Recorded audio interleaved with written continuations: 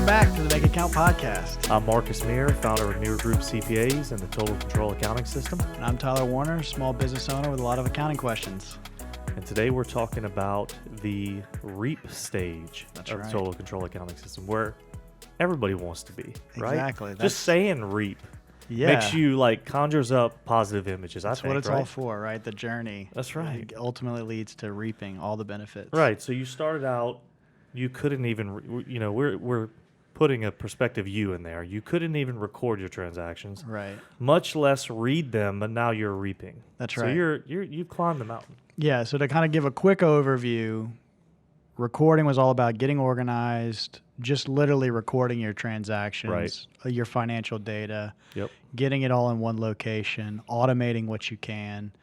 Reading is about integrating it into your business through tracking KPIs, looking at KPIs with staff members where it's relevant, looking at your data on a routine basis and using that to make decisions. So this last stage, this is where you are. I mean, this is the good stuff. Where is there left to go? I don't know. That's up to you to decide, I guess. If you get here, the options are on the table. I feel like this is where, when I was thinking about it today, I was like, this is where I feel like the rich get richer. Oh yeah. This is opportunistic phase. This is taking advantage of opportunities. This is where you're making things happen. Deals come to you because your foundation's set. Right. Like, you have it organized. You understand what it means for your business to be humming on all cylinders. Those things are that's foundational now. You're not worried about those things. Now you're looking for opportunities and you're vetting them out. So in true kind of total control accounting fashion, we have alliteration, as we always do.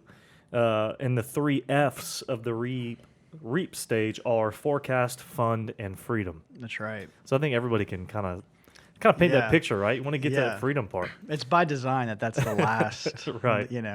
So let's talk about forecasting. Mm-hmm. So you're coming off the heels of the read stage where you were really starting to hone in, right? What's working in your business? How's it working? Fine tune, kind of rinse, repeat. Okay, that's working. Do more of that. This isn't working. Do less of that, sort of thing. But now you're taking that information and you're looking forward, and you're forecasting. You're saying, okay, we kind of understand what it means to double down on that. What's that going to produce? Like, what's our cash flow going to look like to take advantage of opportunities? So now you're making bigger plays. You've got a lot of data behind you. You've got a lot of experience with what levers to push and what they do. Now you're starting to say, okay, push that lever down a little harder, do this, do that, and forecasting some real growth going forward. Yeah. So what does that look like specifically in a business? Like, we talked a little bit about cash flow forecasts before on the podcast. Is this more like strategic things? This is where you're starting to talk about synergies, where you're talking about, when you're forecasting, okay, should we buy that business? We know that we have these costs covered. We know what their margins are. We can really take things that we get from that group and ours and combine them and really streamline. We're looking because we got our house in order. We know that if we if we were to bring in that business line or I say bring in, or start that new business line or buy that business, that we could integrate it easily into what we do, round off sharpen the edges, and really could really project that thing's going to be worthwhile to us. Mm-hmm. So we've talked before about how, generally, I think we talked maybe in one of the tax basics podcasts, we were talking about how generally, you can kind of know what to expect in terms of tax write-offs or deductions. But I feel like in the past, you've kind of been okay, there's not really a whole lot. There's not these big loopholes. Right. But I would feel like there's a caveat here. And I feel like I've heard you say well, if you're making big decisions, if you are prepared, there's maybe an asterisk there. And you've said things like, okay, buying equipment versus, I don't know, maybe when it comes to depreciation, this is again where I'm like losing it. You know what I mean? Right. I'm just saying words that are in accounting vocabulary, but right.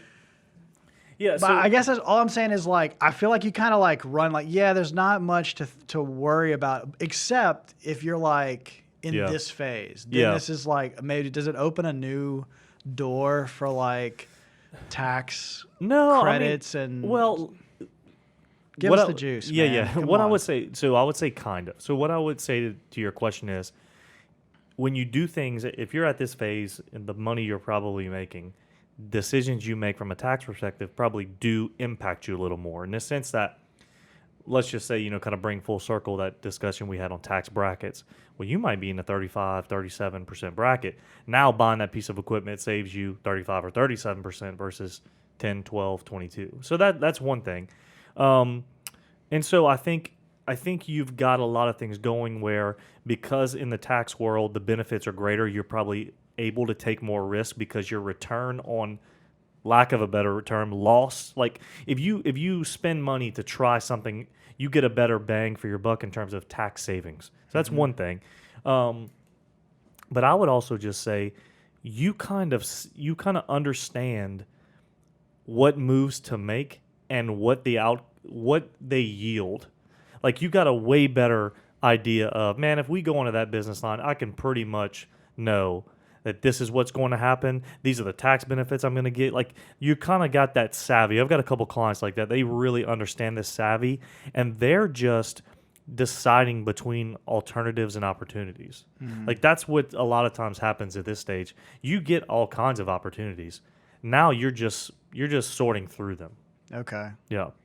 And so those opportunities, like, I mean, are they tax credits that now because you can forecast? I remember one time early on, and this is probably a bad example, but it may spark some ideas. I know because I'm trying to figure out what I said to you to spark this. Yeah, you said I would never have to pay taxes again.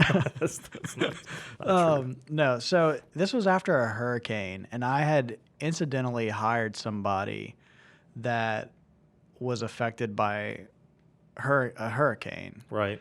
And this was like after we were filing payroll or something like that. You're like, hey man, I noticed this guy's address. Yeah. He qualifies for like a hurricane relief tax credit or something. I was like, oh, okay. So we ended up not having to pay as much payroll tax maybe? Or I think that was work opportunity credits. Okay. Yeah. There you go. Okay. So I feel like there's also like legends and tales of these like CEOs they're just like, man, okay, well, we're going to spend our money like this and we're going to call it like R&D or something like that. And there's implications for all this stuff. Or we're going to buy this equipment and we're going to depreciate it 100% from the front. Yeah, I will try to dispel a few myths there. I mean, because I think I know where you're going, but I don't think it's quite right.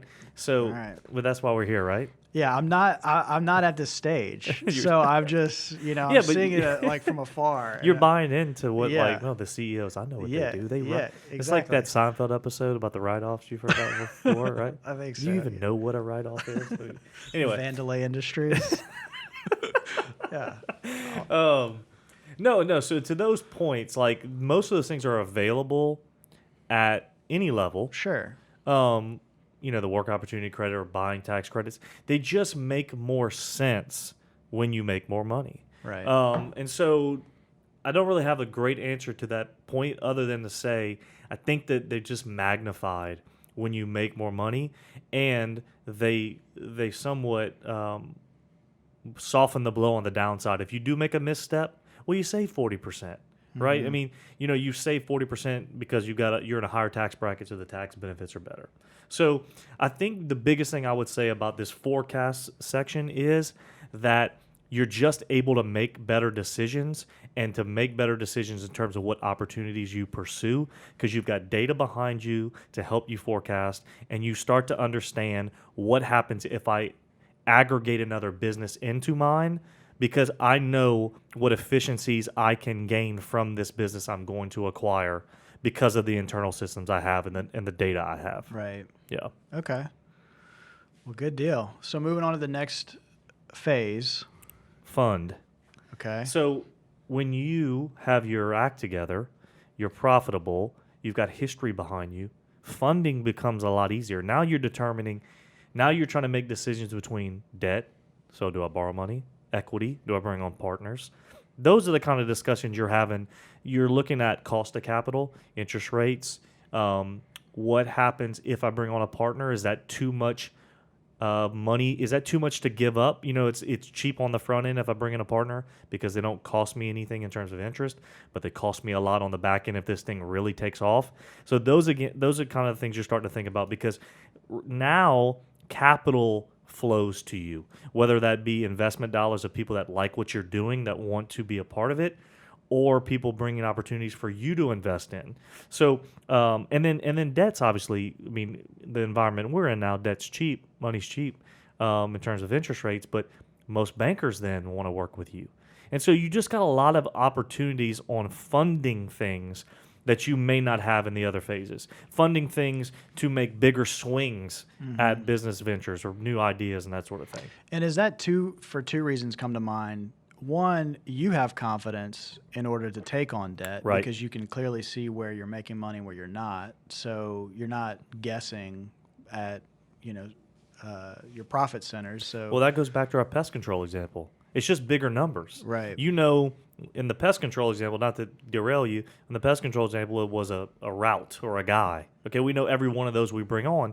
If you got whatever business you're in that has a thing that you add or acquire and you know what it costs to front it, but you know what the return will be, yeah, you're way more confident to go borrow the money and do it. Yeah, exactly. So that's one aspect. And then I guess the second one that came to mind was you can sell that confidence and show that in your books to other stakeholders like bankers or investors, and they can clearly see. Absolutely. And so both of those reasons, I imagine that's why funding gets a little easier. Absolutely. Okay. So are there anything, I guess when I was thinking about this, I was also thinking about exiting, and this may be what we talk about for the freedom section. Yeah.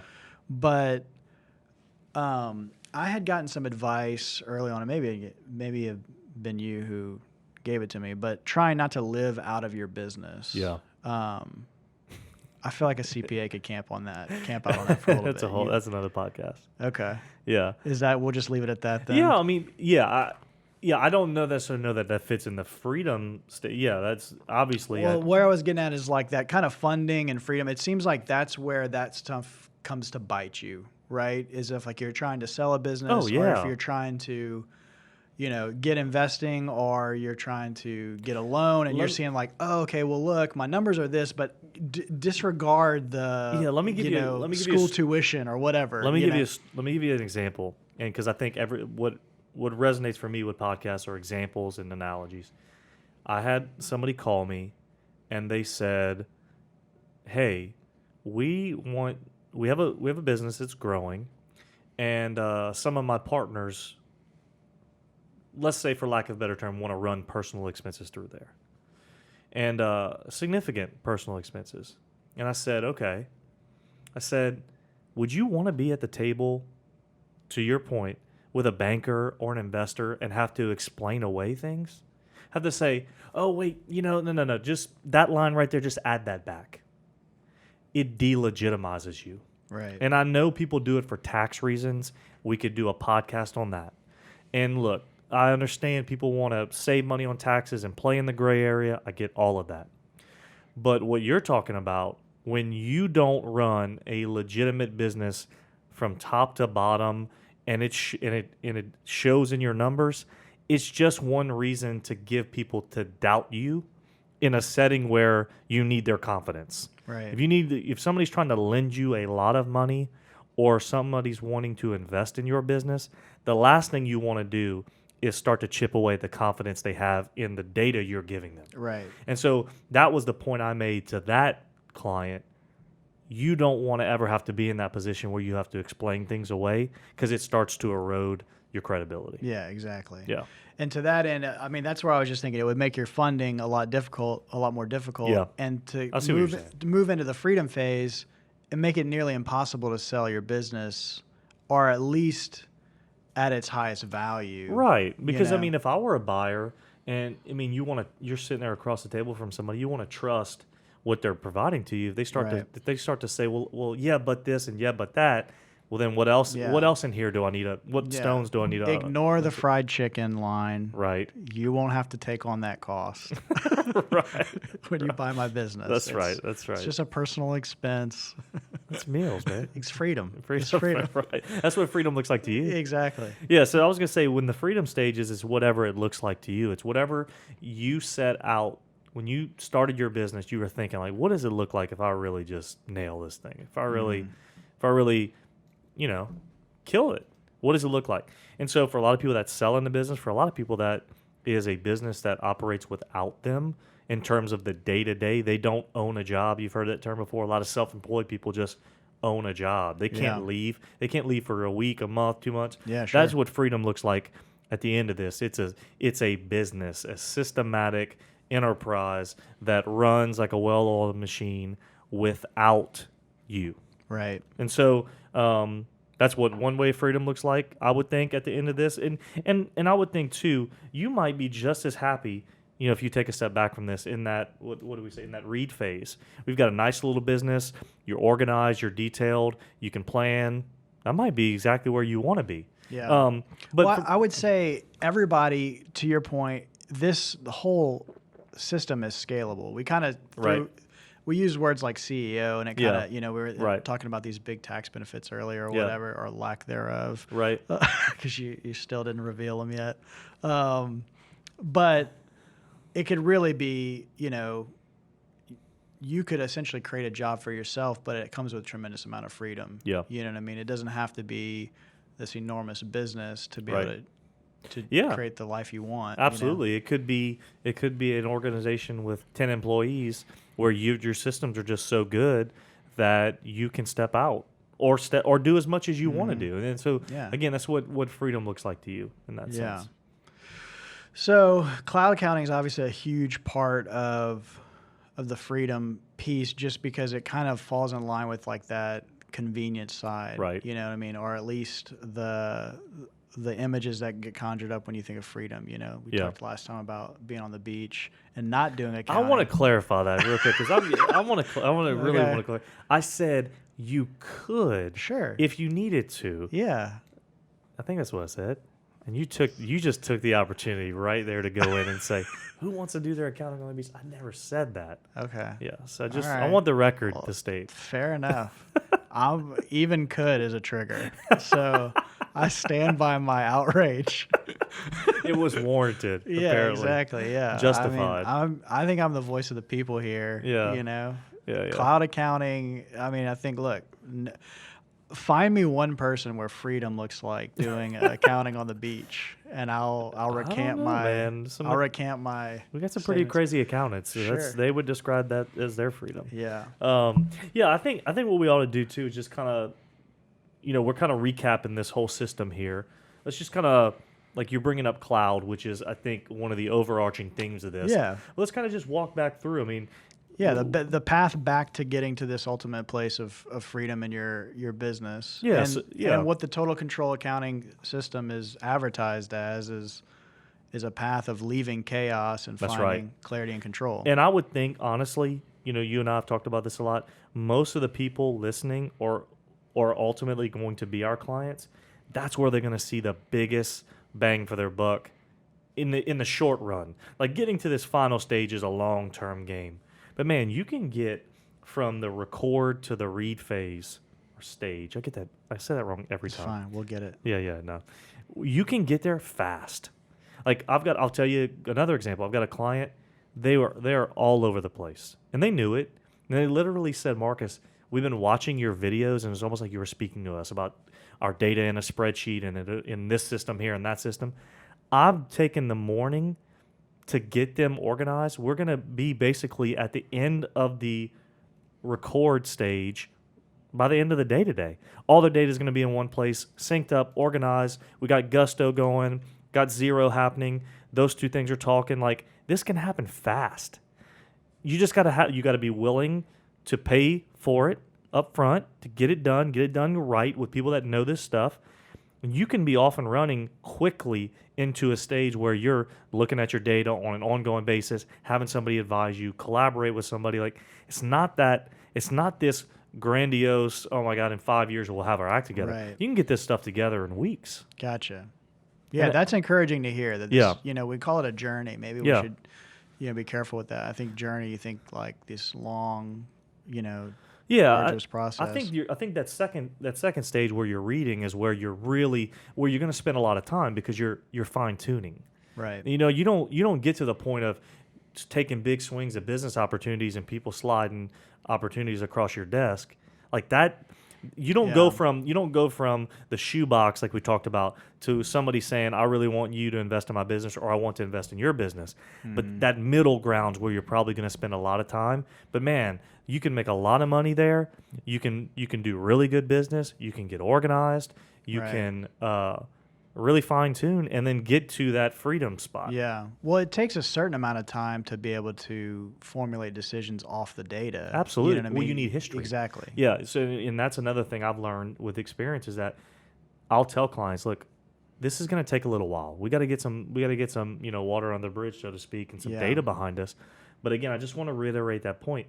If you are sitting out there going, yeah, I've got my data in a spreadsheet. I've got receipts in a box. I've got PDFs on this computer. I've got Word documents for my invoicing. Like, you can get that together, and it's not a year-long process. Like, you get with the right firm, people that know what they're doing, you can get that stuff together pretty quickly and set you up for success going forward. Yeah. Well, let's end there. Hopeful message for all those out there. You mean not doing accounting on the beach? Exactly. That wasn't the hopeful message. Well, I'm going to leave that alone. Right. Well, that's it for today.